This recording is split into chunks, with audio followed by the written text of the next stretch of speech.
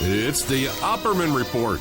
Join digital forensic investigator and PI Ed Opperman for an in-depth discussion of conspiracy theories, strategy of New World Order resistance, high-profile court cases in the news, and interviews with expert guests and authors on these topics and more. It's the Opperman Report. And now, here is investigator Ed Opperman.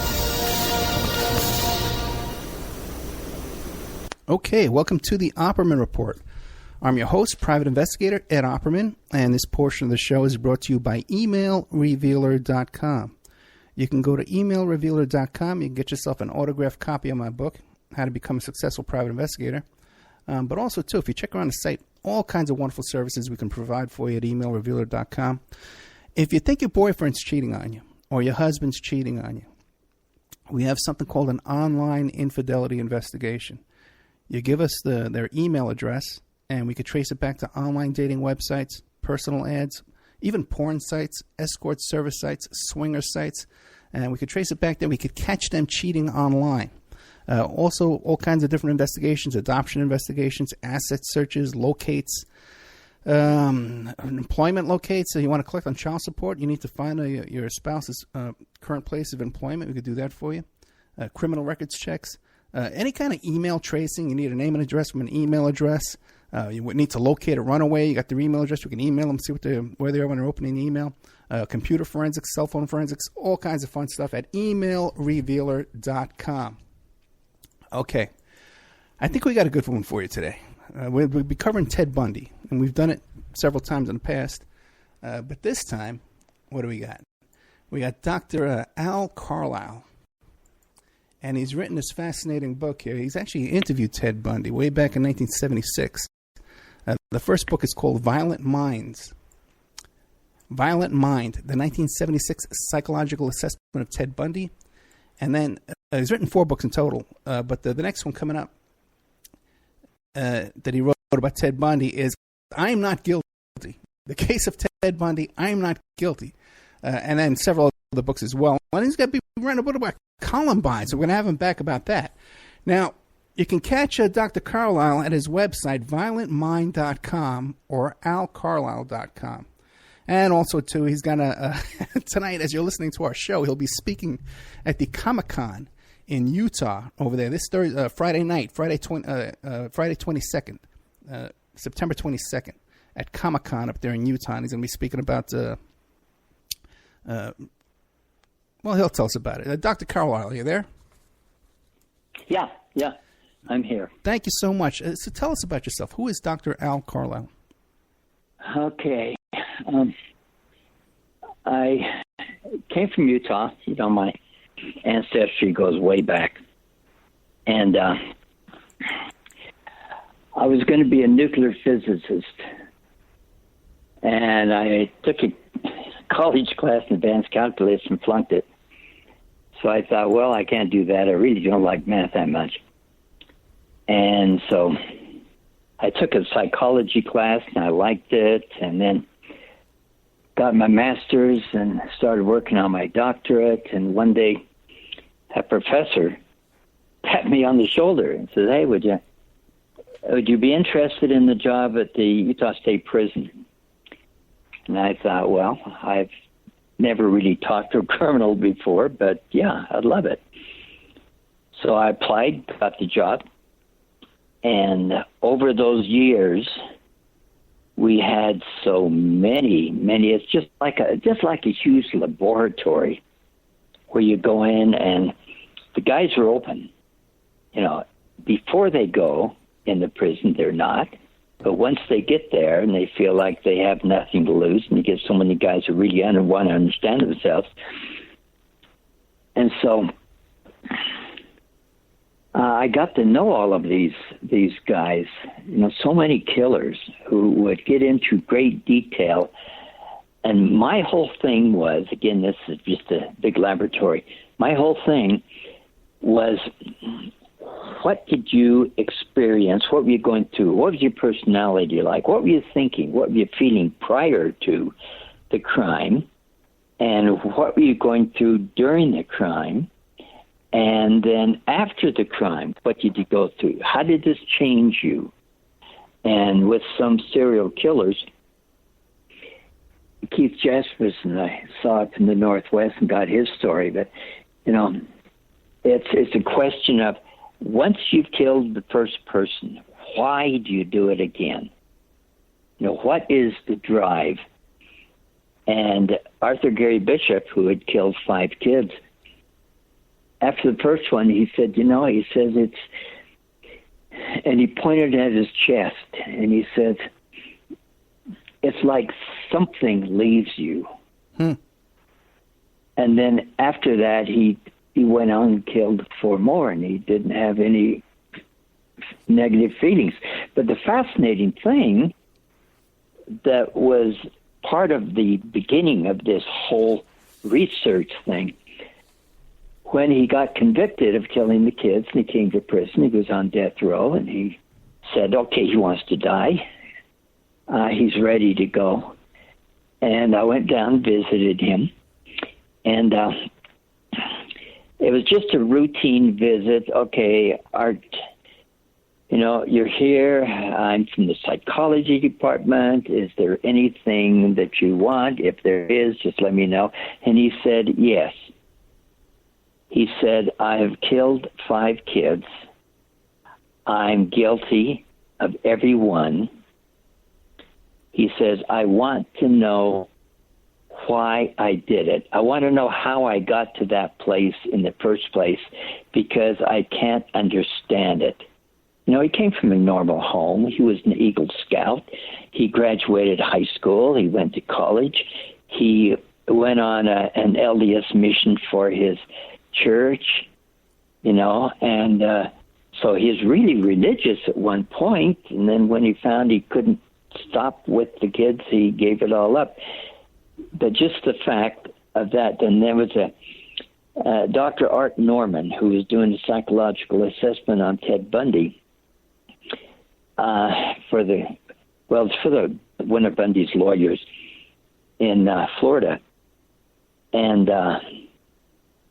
Dr. Norman, in talking about him and about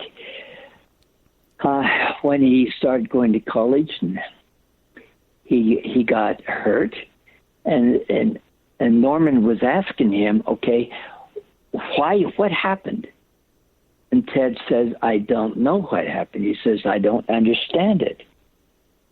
And then he went on a little bit in this way, and I've seen so many people who have got to the point where they have done something really atrocious like that, and then in a very sincere way afterwards, they say, I don't understand how I got that way.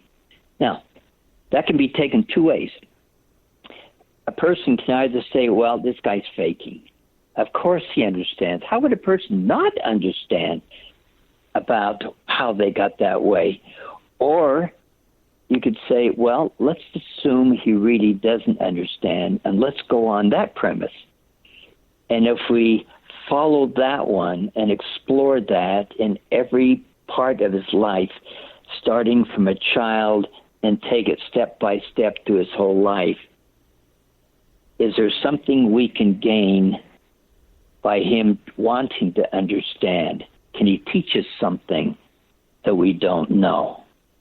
And so that's kind of the way I've gone, and I've really enjoyed that. So, yeah, I worked at the prison. I still writing. It's Columbine now, the next one. Oh, may I correct you on one thing? Sure. The book, I'm Not Guilty, was the first one. Okay. And the one right now is Violent Mind, the 1976 psychological assessment of Ted Bundy. And that's the one that just got printed, I think, today. Oh, really? Oh, okay. Well, then, great. Okay. Let me ask you a question. Again, yeah. About Dr. Carlisle working in the prison, because you mentioned how the serial killer, he said something left him when he started committing these murders. Now, when you went to go work in that environment, how old were you when to work in that environment?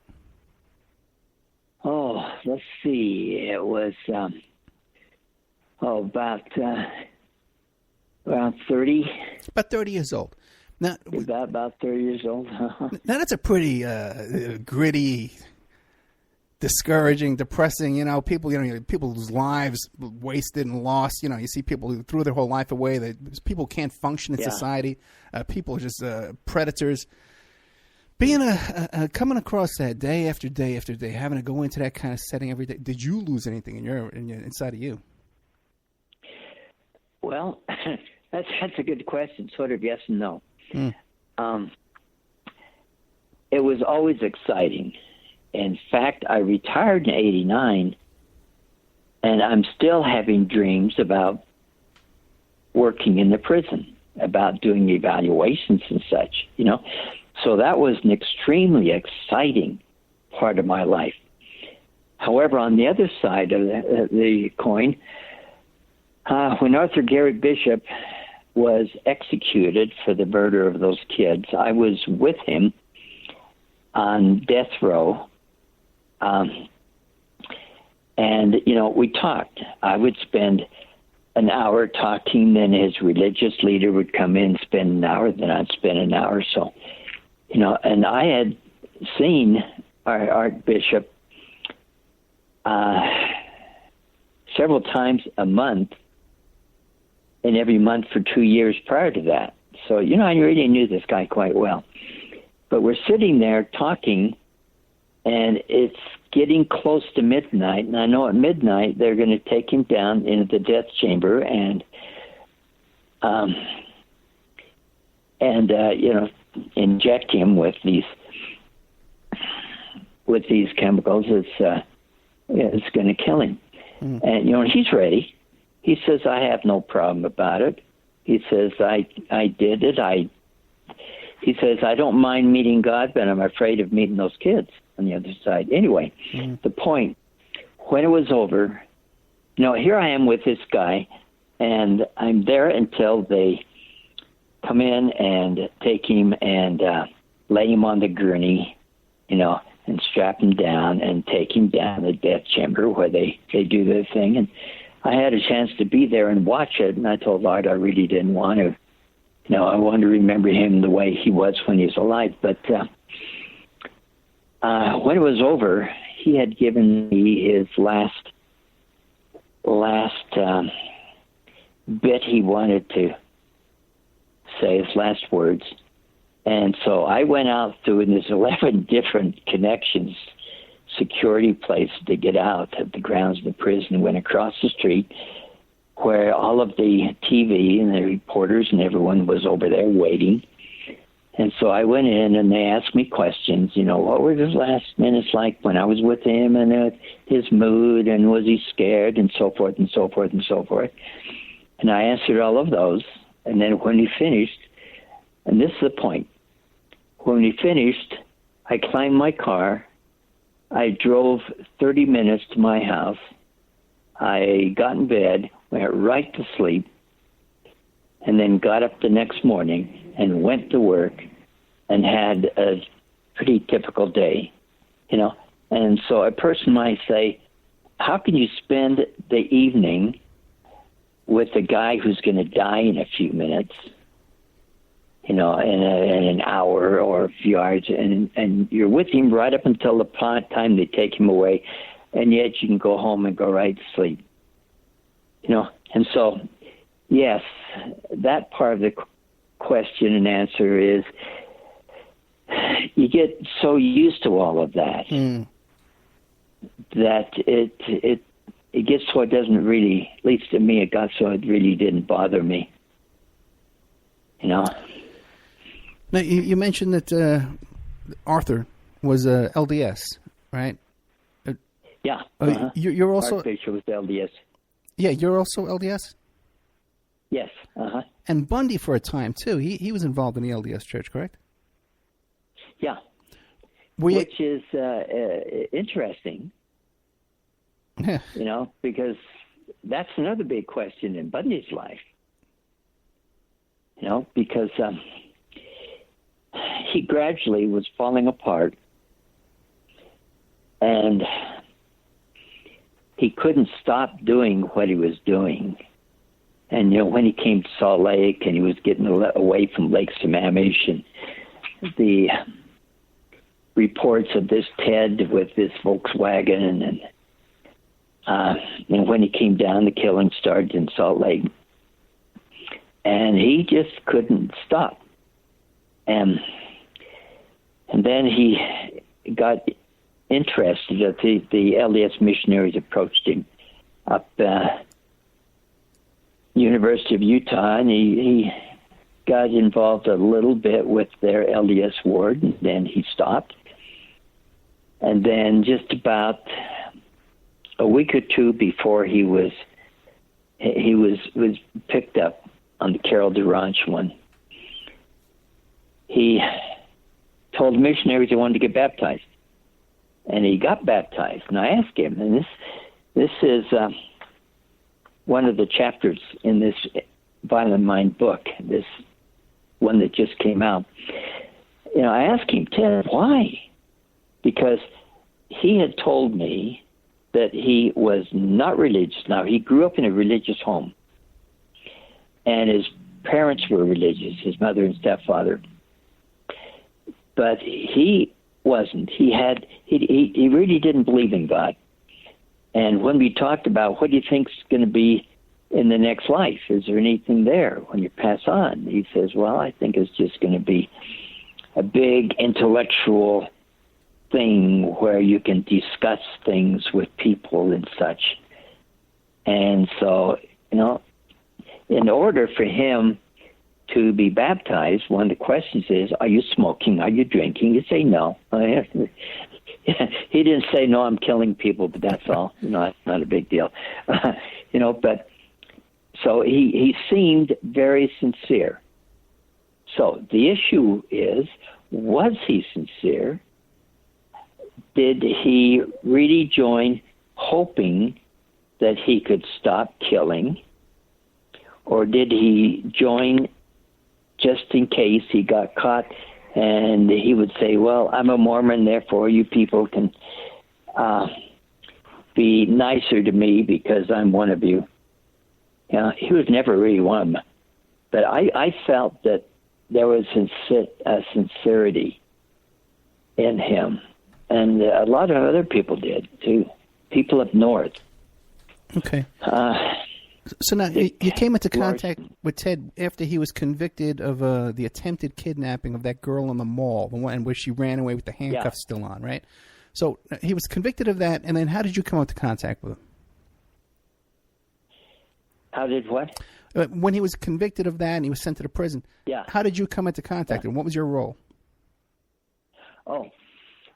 I was a psychologist on there's a 90-day evaluation program in the prison. And the way it worked, if a judge found a certain defendant guilty of the crime, but the judge hadn't made up his mind whether or not he should send the guy to prison or put him on probation, he could send him to prison then for a 90-day evaluation.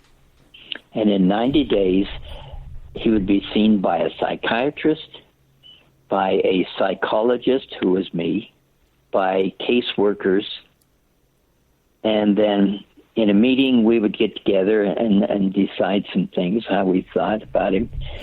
But then I would turn my report into the court. And so that's how I became involved. I was a psychologist on the unit. And when I met him, he was walking down the hall towards me, and I was standing outside this little office I was using, and he stretched out his hand in a very friendly way, a nice smile on his face, and said, I'm Ted Bundy. You must be Dr. Carlisle. And I really didn't know a whole lot about him at that point. And then I read the pre-sentence, some other things. But the fascinating thing was he had a psychological assessment before he came. I think his lawyers had done it. And the psychologist had said, I really can't tell if he is violent or not because he is private. He's not telling me very much. So I don't have the evidence to say he's violent. The psychiatrist at the prison, Dr. Van Osten, who saw him, said the same thing in his report. I really don't know. I sort of suspect there's something going on there because he's not telling me. He's not revealing himself. And Dr. Austin said, since he's not revealing himself, I can't say that he is safe to go back in the community. And I doubt if he's going to cooperate in a therapeutic program because he's not being open. And so that's basically what I had when I started. You know, Ted's gone through this process before, so what am I going to do that's going to be different from what others have done? And am I going to be able to come up with anything other than just, Ted didn't really reveal himself. And so I went at it in a very different way. And so when I turned my report into court, I said, yeah, he's violent. And well, let me ask you this. It was fascinating to me because when we went to the sentencing, and I and another person, we were sitting over where the jury usually sits, and they had all of these people there. And, you know, his parents were there, his girlfriend was there, reporters were there, Dick Larson and his wife from the paper, Seattle Times was there. You know, so a lot of people were there, and Ted over on the other side with his lawyers. And he held my report up. The judge wouldn't allow him to question us on the stand. But he before he pronounced sentence, he allowed Ted to say whatever he wanted to say.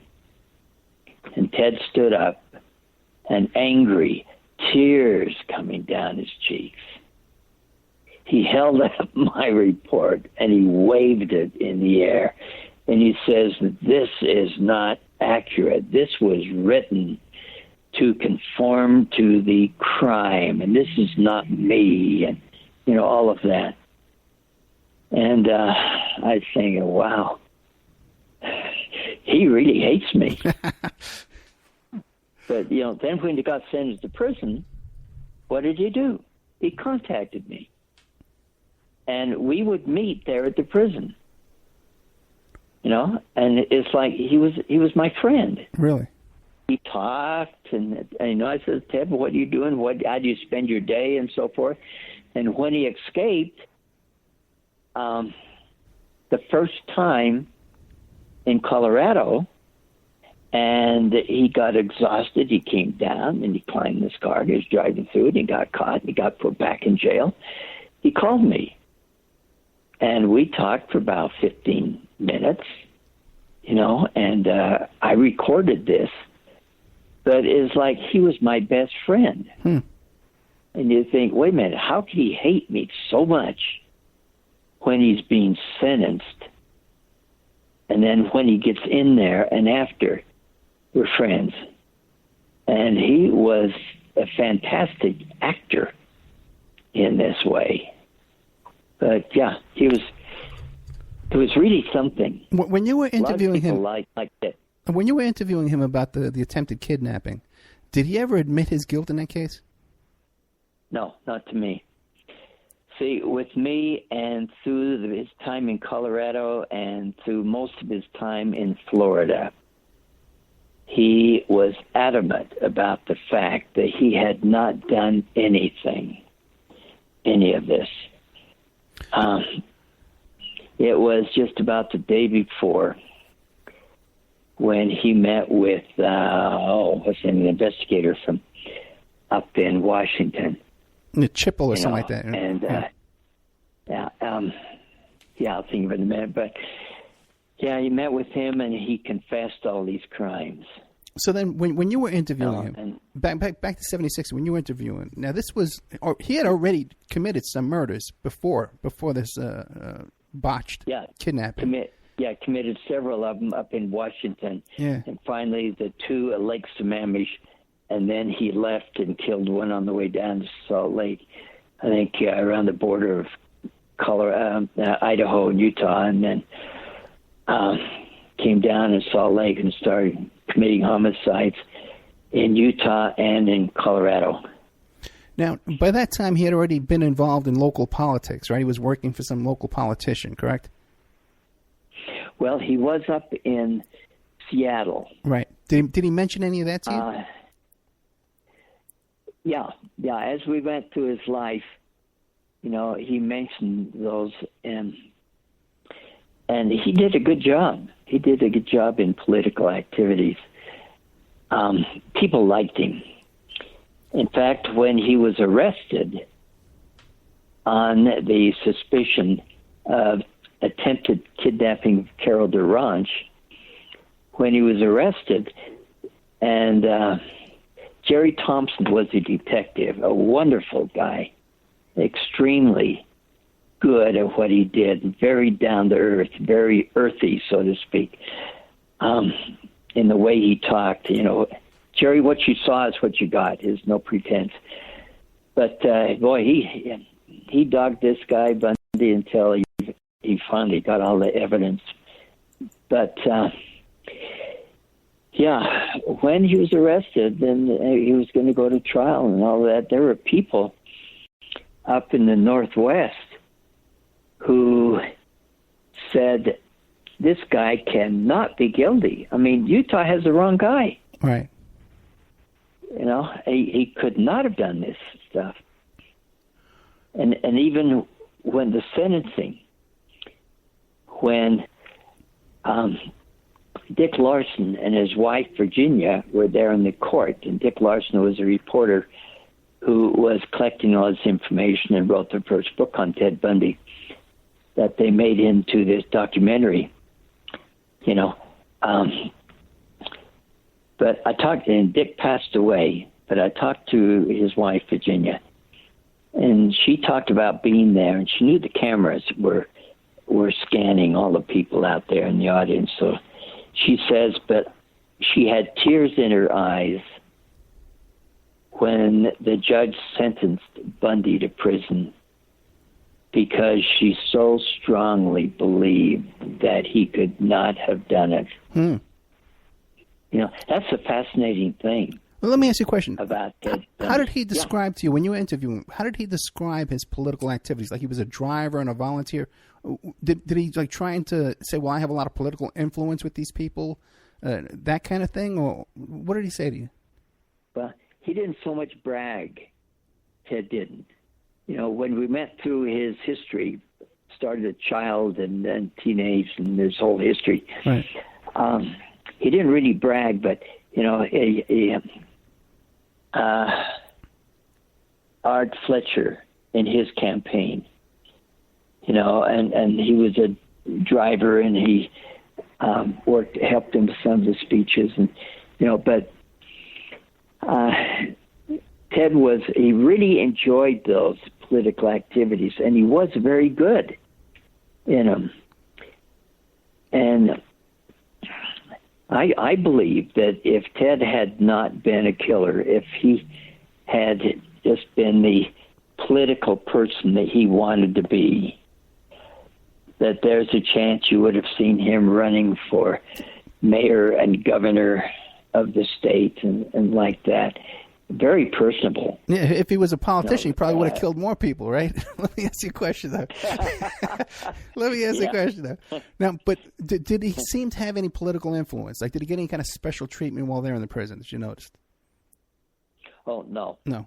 Okay. He didn't have that. There are two things I saw in the prison, three things. One, it was when he started working back in the heart of the prison, and it looks like he was trying to make a false identification. Really? As if he was going to try to escape, and the officer caught him and sent him down the maximum facility. So that was one thing. But there were inmates, and this is before he was sentenced to prison, while he was in the 90-day program. Inmates told me about seeing him, and at times he seemed to be talking to himself. At times he looked very upset, and he would pace back and forth. And at other times he's very pleasant. And sometimes he'd be at the barred window at the end of the corridor and just talking to himself. But the thing that, the other side of this, now, Ted had already learned a little bit about legal things. And so their inmates would ask Ted to help them, give them some advice about their legal briefs, what they were trying to do in the court. And the officers liked him, but he didn't get any preferential treatment. You know, of course, he was only there for about 90 days. Okay. And he was already trying to make fake ID. How was he? What kind of tools did he have to do that? It was just like a marker and a piece of paper. What was he doing? Yeah, there was. It was down in the area where they would make signs. Okay. Down where they do license plates in another part of it. But he seemed to be gathering and working on something as if he was trying to make a card or something. You know, I don't remember the details on that, but the officer saw him and watched him and could see that, yeah, he was doing something like that. And so okay. He got busted and got taken down to max. All right, this is a good time to take a commercial break. Okay, we're with Dr. Al Carlisle. That wasn't quite Dr. Ted Carlisle, Ted Bundy. Yeah, I'll accept that. Dr. Al Carlisle, not Ted Carlisle. Dr. Al Carlisle. And the book we're talking about today is Violent Mind, the 1976 Psychological Assessment of Ted Bundy. And you can find more of Dr. Carlisle on his website, alcarlisle.com, and also violentmind.com. We'll be right back after these messages. By the way, I forgot to tell you, Doctor, the commercial break, you won't be able to hear it, and we won't be able to talk during the break, but it'll be 5 minutes long. So we'll be right back with more of Dr.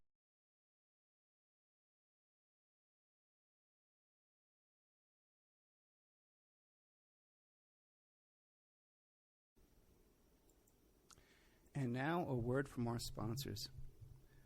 Archival Revival, the Christian Film Archive, is currently paying for vintage Christian films. They are dedicated to preserving and restoring classic Christian films and media. So if you have an original prints, negatives, or other film elements of classic Christian films, or you have audio recording masters for classic Christian record albums, they want to buy them from you. So email archival.revival@gmail.com, and they're going to make you an offer. Archival Revival wants to preserve these classic Christian films so that they continue saving people for years. These films have brought people to salvation. They want to continue that. Their staff has decades of experience in handling and preserving of film elements, and they utilize the very best climate-controlled film storage facilities around the world. Contact them today at archival.revival@gmail.com.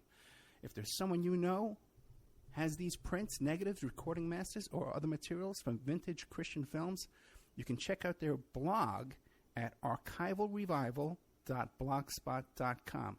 Now, just so you understand, Archival Revival wants to pay you for these films.